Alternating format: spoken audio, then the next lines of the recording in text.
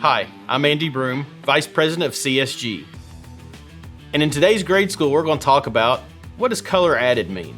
Now, you may have received a card back from us with one of our white slips marked color added. What does color added mean? Well, it simply means that a damaged area of the card's surface has been covered over with a matching color to try to hide that imperfection. Now, some obvious examples are cards with full bleed borders. A classic example is this Michael Jordan rookie card. Now, as we'll see in this particular card, it actually has been recolored in multiple spots. Cards with dark borders, full color bleed, these are the cards that we really need to pay attention to that can be recolored. An example is this card here, is a tiny little spot on the corner where it was white has been recolored. And we show the example of another card, same type of card with the damage not colored in. Now you may think, yes, obviously a card is full bleed borders, it's easy to cover up, but white bordered, natural stock, those types of cards, don't have to worry about those. And that's not entirely true. As we see with these two cards with the white stock, everything appears to be normal at first glance. But when we take a closer look using a handheld UV light, we quickly see that, in fact, there are some areas of damage that have been colored in.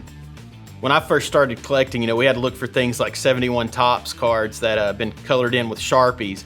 And looking back now, it was so amateurish, we almost laugh at it. Like any other alterations, card doctors have gotten more sophisticated over the years. You don't really see as much of the Sharpies to the edges as much. Now, they'll use things such as different types of ink, even colored pencils, waxes, and other materials. One of the best ways to detect recoloring is simply using your loupe. And when we have the card under a light source, we can see that in this case, the color is slightly off, but we can also see the texture of the surface is different. So we know that this area has been recolored.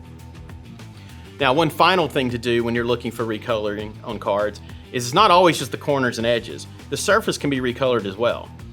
And so again, under our same light source here, we're going to sheen this card, and we do in fact see there's a chip in the surface of the card that has been colored in. So the two things to remember when you're looking at cards and looking for color added. Number one, look at the card with a loupe, not only the edges and the corners, but turn the card on its edge and look for ink that may have bled through onto the edge. The other way is to sheen the card underneath a light source so you can see the surface and make sure there's no places that have been recolored. Get your cards graded at csgcards.com and follow us on social media at CSG Cards.